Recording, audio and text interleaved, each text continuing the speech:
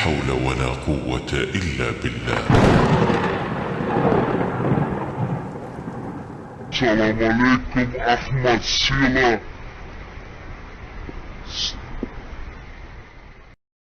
لا حول ولا قوة إلا بالله.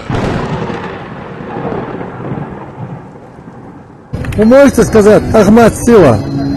Не могу, потому что я верю в Господа Иисуса Христа. Не, скажите Ахмад Сила. Не могу. Я верю Спасителю нашему Господу Иисусу Христу. Все тогда, спасибо. Вам здоровья, дай Бог. Дай Бог вам вообще, тоже. я могу сказать по-другому чуть-чуть. Слава Аллаху. О, красавец. لا حول ولا قوة إلا بالله.